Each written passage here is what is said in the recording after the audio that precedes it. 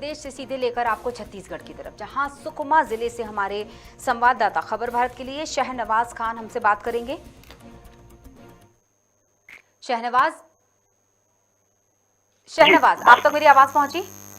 जी ma'am. Shahnawaz, Madhya Pradesh की तस्वीरें हमने बताई, राजधानी की बात हमने बताई, राजधानी की स्थितियां हमने बताई और राजधानी के आसपास के क्षेत्रों के बारे में भी दर्शकों को बता दिया। अब वक्त है छत्तीसगढ़ की खबरों की तरफ बढ़ने का कि छत्तीसगढ़ में क्या स्थितियां, वहां बारिश की अगर मैं बात करना चाहूं कि बारिश कितने इंच अब तक हो चुकी है, लगातार बारिश कितने दिनों से कितने समय से हो रही है, जन जीवन की अगर मैं बात करना चाहूं, यहाँ तो अस्त व्यस्त हो चुकी हैं स्थितियां, वहां क्या स्थितियां बनी हुई हैं? जी बिल्कुल मैम, मैं बता दूं कि भारी बारिश की वजह से बस्तर के बीजापुर और सुकमा जिले में बाढ़ जैसे हालात बन रहे हैं। मैं इस वक्त केवल बस्तर की बात कर रहा हूँ क्योंकि बस्तर के बीजापुर और सुकमा ज्यादातर बाढ़ से प्रभावित इलाका है, इसलिए मैं बीजापुर और सुकमा की बात बता रहा हूँ। यहाँ कई गाँव का जो संपर्क है मुख्य रास्तों से कट गया है, यहाँ तबाही भी शुरू हो चुकी है। मैं बात कर रहा हूँ शुक्रवार की सुबह जंगल में गश्त पर निकले सीआरपीएफ के जवानों का एक दल बाढ़ की चपेट में आ गया था। सिलगेर के जंगलों में एक बरसाती नाले को पार करते हुए सीआरपीएफ के 210वीं बटालियन के जवान सूरज आर को पानी बहा ले गया था, जिससे उनका देहांत हो गया और उनके शव को शनिवार को बरामद भी किया गया। और मैं दूसरी बात करूं तो रविवार की सुबह बीजापुर से भोपालपट्टनम क्षेत्र में सार्वजनिक वितरण प्रणाली जो पीडीएस का चावल होता है, पीडीएस का चावल को लेकर एक ट्रक जा रही थी। ट्रक जो था स्पीड में जा रही थी और नाले में बह गई, जहां बरसात के पानी एकाएक तेजी से धार बनकर सड़क के ऊपर से बहने लगा। इस वक्त बस्तर के इन जगहों में हालात बहुत ही गंभीर है क्योंकि पिछले 5-6 दिनों से बारिश जो है थमने का नाम नहीं ले रहा है। वहीं प्रदेश के अंतिम छोर कोंटा सुकमा की भी मैं बात करूं तो यहाँ के लोग बहुत ही ज्यादा इस वक्त डरे हुए हैं क्योंकि कोंटा जो है छत्तीसगढ़ का अंतिम छोर है, वहां पर सबरी सिलेर नदी है। उस नदी पर लगातार हर वर्ष बाढ़ की संभावनाएं बनी रहती है। और मैं बात करूं तो पोलावरम डैम का निर्माण होने के बाद इस बाढ़ की आशंका और ज्यादा जताया जा रहा है क्योंकि सुकमा जिले में ही ये जो मुरकुम नाला है पूरी तरह उफान से भर गया है, पूरी तरह पानी से भर गया, तेज बहाव है, आने जाने का जो मार्ग था पूरा बाधित हो चुका है, लोग इस पार से उस पार नहीं आ पा रहे हैं। और साथ ही मैं छत्तीसगढ़ और तेलंगाना की भी बात करूं तो छत्तीसगढ़ तेलंगाना की जो सड़कें हैं वो पूर्ण रूप से बंद हो चुका है क्योंकि गोदावरी नदी का इस वक्त आखिरी स्टेज 52 के आसपास वहां का भी पानी बताया जा रहा है कि 52 से भी ज्यादा वहां का जो पानी है वो बढ़ चुका है। लगातार इस वक्त जो पानी है, जो बस्तर की मैं बात करूं, बस्तर में पानी लगातार बाढ़ के जो पानी है वो बढ़ रहा है। तो गोदावरी वाटर लेवल जो बीसीएम भद्राचलम का मैं बात करूं तो इस वक्त 52 फीट से भी ज्यादा हो चुका है क्योंकि वहां का जो गोदावरी का जो वाटर लेवल होता है वो लास्ट वार्निंग 53 फीट का रहता है, लेकिन इस वक्त 2 बजे तक की जो अब तक की रिपोर्ट आई है वो 52.25 फीट से ऊपर चले गया है। इसी को लेकर कोंटा जो छत्तीसगढ़ का लास्ट आखिरी अंतिम छोर है, वहां के लोग एक डरे हुए हैं क्योंकि लगातार वहां का जो सबरी नदी का जलस्तर है वो पूरी तरीके से भर गया है और आंध्रा, तेलंगाना, छत्तीसगढ़ तीनों बॉर्डर के जो रास्ते हैं वो कहीं ना कहीं इससे बाधित हो चुकी और कई लोग जो है छत्तीसगढ़ के जो आंध्रा तेलंगाना जाते हैं। मैं बात करूं स्कूल की, जो आज कई शिक्षक जो है तेलंगाना के रास्ते से होते हुए मरेगुड़ा तक गए थे, जो छत्तीसगढ़ के निवासी है, कोंटा के निवासी है, वो रास्ते में फंस चुके हैं, उनको आने जाने में बड़ी दिक्कत हो रही है। पूरे जो सड़क है वो बाढ़ के पानी से लबालब भर है। बिल्कुल शाहनवाज, 2 बातें जो मुझे बहुत अच्छी तरह से समझ आ गई हैं और वो अब सवाल का रूप लेने वाली है। पहली चीज, आपने जवानों की सुरक्षा की बात की। नक्सली क्षेत्र छत्तीसगढ़ माना जाता, वहां बहुत ज्यादा अलर्ट मोड पर रहते हैं जवान। सीआरपीएफ जवानों की मैं बात करूं, यानी एक तरफ सुरक्षा जवानों की, तो एक सवाल और जो मुझे आपसे मुख्य रूप से पूछना होगा क्योंकि गांव से गांव का संपर्क टूट चुका है और जिस तरह के हमने अभी दृश्य देखे वो दृश्य भी डरा देने वाले हैं। जवानों की सुरक्षा और जननी सुरक्षा, अगर इस वक्त प्रसव पीड़ा से गुजरती है कोई महिला तो वो कैसे अस्पताल पहुंचेगी, ये एक बड़ा सवाल है। वहां स्वास्थ्य सुविधाएं भी पहुंच पाएंगी कि नहीं, ये दूसरा अहम सवाल। मैं आपको बता दूं, जो बीजापुर जो है नक्सली गढ़ में आता है। सबसे बड़ी बात तो यहाँ पे बरसात के दिनों में एक मानसून ऑपरेशन चलाया जाता है सुरक्षा बलों के जवानों के द्वारा, जिसको जिसके तहत नक्सलियों को मुंहतोड़ जवाब दिया जाता है। इसी को लेकर नक्सली हमेशा एक एम्बुश बनाकर जवानों पर आक्रमण करते हैं, लेकिन इस वक्त की हालात कुछ अलग ही नजर आ रही है, क्योंकि लगातार छत्तीसगढ़ के दक्षिण बस्तर में पानी बरसात लगातार हो रही है। पिछले मैं 6 दिनों की बात कर रहा हूं, तो अब तक 2 से 3 घंटे का भी बारिश से राहत मिलने वाली ऐसी कोई भी संभावना अब तक नजर नहीं आई है, क्योंकि लगातार जो है 24 घंटा यहाँ पे बारिश हो रहा है और जवान जो है जंगलों में कैंप में रहते हैं और उनको लगातार अपने क्षेत्र के हिफाजत के लिए उनको गश्त पे निकलना पड़ता है। रात को भी कई जवानों का दल जो होता है अपने कैंप से निकल के गाँव में गश्त के लिए जाता है। इससे पहले मैं एक तस्वीर भी आपको साझा करने वाला था, लेकिन यहाँ पे मैं इस वक्त मौजूद हूँ। नेट की बहुत ज्यादा समस्या यहाँ पर उत्पन्न हो रही है, वरना मैं आपको और भी कई तरीके से आपको जवानों की उस चीज को दिखाता जिसको लेकर आप इस वक्त सवाल कर रहे हैं कि जवानों की सुरक्षा सबसे बड़ा अहम मुद्दा है। और रात को करीबन 11 बजे जवानों की एक टीम एक बटालियन से निकलकर, सीआरपीएफ बटालियन की टीम निकलकर जब बाहर जाती है और सुबह 5 बजे उनको रवाना होना होता है, तो जिस नाले के रास्ते उन्होंने रात को गए थे, वापस आते समय नाला जो था पूर्ण रूप से भरा हुआ था और उसमें हमारे जवानों के साथ महिला कमांडो भी मौजूद थी। और इस वक्त सुबह लगभग 9:30 बजे हमारी उनसे बात भी हुई थी। उन्होंने बताया कि पानी की तेज रफ्तार है और इसमें तो हम नाला के उस पार जंगलों में फंसे हुए हैं, फिर भी बड़ी मुश्किल के बाद लगभग 2 से 2.5 घंटे मेहनत के बाद वो लोग इस पार से उस पार आ पाए हैं। और बात स्वास्थ्य विभाग की करें तो इस वक्त पानी की समस्या तो लगातार इस 5-6 दिनों में हो रही है, लेकिन फिर भी ग्रामीण अंचलों में जो महिलाएं खासकर बीमार हो रही है या गर्भपात के दौरान उन्हें हॉस्पिटल की जरूरत होती है, डॉक्टरों की जरूरत होती है, इलाज की जरूरत होती है, तो इस वक्त मिलना बहुत ही मुश्किल हो चुका है। क्योंकि बरसात में गांव जाने के लिए, बस्तर में अधिकांश गांव जाने के लिए नालों का सहारा लेना पड़ता है। और कहीं ना कहीं मैं खास दंतेवाड़ा की भी बात करूं तो दंतेवाड़ा में पहाड़ के उस पार, बैलाडीला की मैं बात कर रहा हूँ, पहाड़ के उस पार कई गांव ऐसे हैं जहां जाने के लिए नाला का सहारा लेना पड़ता है। लेकिन अभी पिछले 4 दिनों से नाला तेज रफ्तार में पानी वहां से बह रहा है, जिसके कारण न स्वास्थ्य विभाग की टीम उस पार जा पा रही है, ना ही गांव के लोग इस पार आ रहे हैं। तो कहीं ना कहीं इस बरसात के वजह से, इस पानी की वजह से आम नागरिकों को, ग्रामीणों को भी कई वजह से कई चीजों का, मुसीबतों का सामना उठाना पड़ रहा है। जी बिल्कुल शाहनवाज, जिन जगहों की आपने बात की थी, जिन सीमाओं की आप बात कर रही थी कि, तो मैं चाहूंगी कि स्पष्ट कर देते, हम दर्शकों को भी बता देते, एक छोटी सी जानकारी आपके द्वारा मिलनी चाहिए कि छत्तीसगढ़ राज्य जो है वो 6 राज्यों की सीमाओं से सटा हुआ है।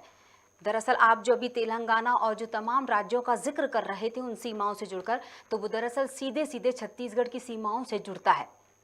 जी शाहनवाज, पोलावरम डैम की बात कर रहा था जी। पोलावरम डैम जो आंध्र प्रदेश के ईस्ट गोदावरी जो राजमंड्री के समीप है वहां पे बनाया गया था, जहां गोदावरी और सबरी नदी का पानी एकत्रित किया जा रहा था, जो कि दक्षिण भारत का सबसे बड़ा एक डैम भी माना जा रहा है। और इसको लेकर कई बार बैठकें भी हुई है, जिससे छत्तीसगढ़ के, मैं बात छत्तीसगढ़ की कर रहा हूँ, उस डैम से प्रभावित होने वाले 9 गांव आज भी खतरे के निशान पर है, क्योंकि कोंटा, पंडीगुड़ा, इंजरम, जो दरबागुड़ा, ये सब गांवें हैं वो कहीं ना कहीं इस पानी की वजह से और आज बरसात की वजह से डूबने के कगार पे, पानी पूरा लबालब हो चुका है। इससे के उन 9 गांव के लगभग 20,000 से ज्यादा परिवार जो है वो कहीं ना कहीं बेघर होने का भी खतरा इस पोलावरम डैम से उठाना पड़ेगा। क्योंकि पोलावरम डैम बनने के बाद छत्तीसगढ़ शासन द्वारा ना ही यही 20,000 परिवार के लोगों के लिए किसी भी तरह का कोई भी जो व्यवस्थाएं होती है वो नहीं किया गया। मैं आंध्रा की बात करूं तो आंध्रा में पोलावरम डैम बनने के बाद वहां के जो बाढ़ पीड़ित इलाके थे, वहां के लोगों के लिए वहां की सरकार जो थी एक अलग बसेरा बनाकर रहा, उनको घर दिया गया है, वहां नल कनेक्शन दिया गया है, उनको वहां पे अलग से शिक्षा की व्यवस्था की गई है। लेकिन छत्तीसगढ़ शासन इस चीज को लेकर अभी तक बेखबर है, क्योंकि 20,000 से ज्यादा परिवार जो है आज भी बाढ़ की चपेट में बैठे हुए हैं। पूछिए उनसे, सवाल कीजिए भूपेश सरकार से कि अब वो भेंट मुलाकात कार्यक्रम कहाँ चला गया। क्या इस वक्त भेंट मुलाकात कार्यक्रम को इन लोगों के बीच में जाकर नहीं करना चाहिए? ये लोग जो आपने बताया कि 9 गांव 20,000 लोग, ये कम संख्या नहीं है, ये वो 20,000 लोग जो घर से बेघर होने की स्थिति में, और कुछ तो हो भी चुके होंगे हमारी चर्चा के दौरान तक, क्योंकि आपने बताया कि लगातार 6 दिन से छत्तीसगढ़ बारिश से हाल बेहाल हो चुका है उस राज्य का। जी जी बिल्कुल बता दें, जो छत्तीसगढ़ शासन द्वारा भूपेश बघेल सरकार के द्वारा भेंट मुलाकात कार्यक्रम चलाया जा रहा है, ये कहीं ना कहीं उस बात को भी दर्शाता है। जब भूपेश बघेल अपने प्रवास के दौरान, अपने कार्यक्रम के दौरान, भेंट मुलाकात कार्यक्रम के दौरान जब छत्तीसगढ़ के अंतिम छोर कोंटा पहुंचे थे, वहां के लोगों से मुलाकात की, लेकिन फिर भी भूपेश बघेल ने वहां के लोगों से ये सवाल तक नहीं किया कि इस पोलावरम डैम बनने के बाद यहाँ के लोगों के लिए क्या कुछ किया जा सकता है। क्योंकि अधिकांश जो छत्तीसगढ़ के अंतिम छोर कोंटा की मैं बात कर रहा हूँ, वहां पे वार्ड नंबर 12, 13, 14, 15 जो है वो लगातार नदी के किनारे बसे हुए। पुरानी बस्ती, कुल्लूपारा, नयापारा के जो इलाके हैं, डोंडरा के जो इलाके हैं, ग्राम पंचायत डोंडरा, पंतीगुड़ा, इंजरम की मैं बात कर रहा हूँ, ये पूरे नदी के किनारे बसे हुए गाँव है और यहाँ पे कई परिवार रहते हैं। और कई परिवार तो ऐसे हैं जिनके वहां पे खेती है। और सबसे बड़ी बात मैं इसकी करूंगा कि दंडकारण्य क्षेत्र में अधिकांश जंगल में जानवर रहते हैं और इस बाढ़ से कहीं ना कहीं उन जानवरों को सबसे ज्यादा नुकसान हो रहा है, क्योंकि लोग यहाँ से वहां पलायन कर सकते हैं, लेकिन जानवर, बेजुबान जानवर जो होते हैं, जो बस्तर के इन जंगलों में है और इस वक्त बाढ़ के हालात पैदा हो चुके हैं, तो कहीं ना कहीं जो जानवर है वो बेघर, बेसहारा के एक जानवर जो होता है वो बेजुबान होता है, कुछ कह नहीं पाता, लेकिन अपने दर्द को बयां करने इस भरी बारिश और इस बाढ़ के बीच में फंस चुका है। लगभग सरकार को व्यक्तियों के साथ इस जानवरों को भी देखने की आवश्यकता है। सोचने वाली बात है, जिनके पास जबान है, जो जबान अपनी अपनी भाषा में अपने मुखिया को बात सुना देते हैं, जब उनकी बात को नहीं सुना जाता तो उन बेजुबानों की बातों को क्या सुना जाएगा, क्या देखा जाएगा, जो अपनी स्थितियां बयां ही नहीं कर सकते। तो ये तो मुझे ऐसा लगता है कि इंसान से लेके जानवर तक परेशान होगा ही अगर उस प्रदेश का मुखिया ये जानने की कोशिश ही नहीं करेगा कि मेरे प्रदेश की जनता, मतलब जिसके राज में उसकी प्रजा ही खुश नहीं है, सुरक्षित नहीं है, तो फिर उस राज्य का क्या होगा। इसका उदाहरण शायद आप ये तमाम बातें जो कर रहे हैं, जो तमाम पहलू बता रहे हैं कि 9 गांव, 20,000 लोग बेघर होने की कगार पर और न जाने कितने ही बेजुबान जानवर भी, मुझे ऐसा लगता है कि अब मृत्यु सैया ही कहा जाएगा इस बात को कि उनकी जान भी जोखिम में है। जी शाहनवाज। बिल्कुल बता दें मैम कि 2 दिन पहले एक वीडियो भी वायरल हुआ था। भारी बरसात के बीच एक नाले को पार करते हुए कई गाय जो थे वो नदी के इस नाले में तेज रफ्तार में वो बहते जा रहे थे। तो कहीं ना कहीं एक सवाल भी उठता है कि क्या भूपेश सरकार, छत्तीसगढ़ की शासन ने जो गोठान योजना बनाई वो कितना सफल रहा है, क्योंकि गोठान योजना केवल नाम तक रह गया, कागजों में रह गया, सरकारी दफ्तरों तक ही रह गया और गाँव में ना तो इसकी कोई कर्म दिख रही है, ना ही कोई लकीर है। क्योंकि जो जानवर है, बेजुबान जानवर, मैं इस वक्त गाय की ही बात करूं तो गाय सड़कों पर बैठी है और वही गाय जो कल तक नाले के सहारे तेज रफ्तार में बहकर इधर से उधर जा रहे थे। जी बिल्कुल। और जिस तरह से अगर हम बात करें कि स्कूलों की छुट्टी की हम बात करना चाहेंगे, हाल ही में हमने एक बहुत खूबसूरत खबर छत्तीसगढ़ की चलाई थी, जहां पर सैटरडे नो बैग डे होगा। मतलब बच्चों की सुरक्षा को देखते हुए, बच्चों की सेहत को देखते हुए, बच्चों की फिजिकल, मेंटल, शारीरिक और मानसिक स्वास्थ्य को देखते हुए प्रदेश सरकार ने ये पहल की। तो इन पहल से ज़्यादा महत्वपूर्ण पहल वो होगी कि बारिश के आने के पहले उनको सुरक्षित रखा जाए, वो अपने घरों में सुरक्षित रहें, सेहतमंद रहें। मुझे लगता है कि प्रदेश सरकार को इस तरफ ज़्यादा ध्यान देने की ज़रूरत है, राज्य गीत को लागू करने से बेहतर नो बैग डे के साथ साथ। बिल्कुल, मैं बात से कुछ कड़ी इस ओर भी मैं ले जाना चाहूंगा, क्योंकि जो बच्चों का स्कूल की बात अगर हम करें तो बच्चों को अगर स्कूल से 1 दिन का अवकाश दिया जाए या बारिश को लेकर स्कूल की छुट्टी की जाए तो ये काफी नहीं है। क्योंकि जिस स्कूल में बच्चे जाते हैं वहां शिक्षक भी होते हैं और शिक्षक का भी एक परिवार होता है। इस वक्त मैं बात कर रहा था मरेगुड़ा स्कूल की, जो तेलंगाना, छत्तीसगढ़ और तेलंगाना के होते हुए उस रास्ते से जब मरेगुड़ा छत्तीसगढ़ के अंतिम छोर वनांचल क्षेत्र मरेगुड़ा जब वहां के शिक्षक पहुंचते हैं बच्चों को शिक्षा देने के लिए, आज उन्हीं की हालत गंभीर है। क्योंकि एक समस्या उनके सामने आ खड़ी हुई है। वो सुबह अपने घर से निकले थे स्कूल बच्चे को शिक्षा देने के लिए, लेकिन अभी मरेगुड़ा से आते वक्त उनकी जो गाड़ी थी वो रास्ते में रुक गई है, क्योंकि जो छत्तीसगढ़ और तेलंगाना का रास्ता है वो बाढ़ से प्रभावित है और पूरी तरीके से भर गया, इसमें गाड़ी इस पार से उस पार आ पा रही है, यानी आवागमन बंद हो चुका है। तो मैडम कहीं ना कहीं बात ये भी है कि शिक्षकों को भी सरकार देखे, उनकी भी एक फैमिली होती है, तो शिक्षक और बच्चे के बीच जो तालमेल है उसको बना रहे और सरकार शिक्षकों के ऊपर भी ध्यान दे, उनके भी परिवार है। जी बिल्कुल, परिवार तो गरीब का भी होता है और संपन्न का भी परिवार होता है। तो मुझे ऐसा लगता है कि सरकार को सभी वर्गों को ध्यान में रखते हुए फैसले लेने चाहिए। दूसरी महत्वपूर्ण बात ये करना चाहूँगी मैं शाहनवाज कि वनांचल क्षेत्रों का भी आपने जिक्र किया, तो इस ओर ध्यान देना शायद समय से पहले ज़्यादा ज़रूरी हो जाना चाहिए, क्योंकि हमें पता है, हम सभी जानते हैं, अब तो बच्चे भी जानते हैं, जो स्कूल जाते होंगे उन बच्चों को भी अच्छी तरह पढ़ा दिया जाता है कि सबसे ज़्यादा बारिश कहाँ होती है, वनांचल क्षेत्रों में होती है। तो क्या सरकार को ये बात नहीं पता कि वनांचल क्षेत्रों में ज़्यादा सुविधाएं देने की ज़रूरत है लोगों को? जी बिल्कुल,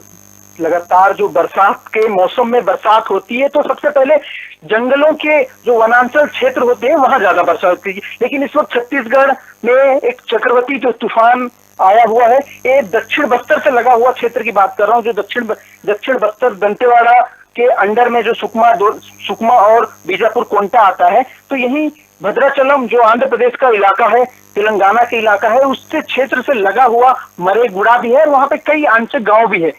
जो इस चक्रवाती तूफान के इसमें बरसात में फंसा हुआ है। और लगातार बरसात हो भी रही है, तो सरकार को कहीं ना कहीं मद्देनजर इस चीज को भी अनदेखा नहीं किया जाना चाहिए कि ग्रामीण क्षेत्रों में सबसे ज्यादा बरसात होती है, वर्षा होती है, तो वहां के लोगों के लिए एक विशेष सुविधा, एक अलग से एक टीम गठित करना चाहिए कि समय पर उनको एक विशेष रूप से मदद मिल सके।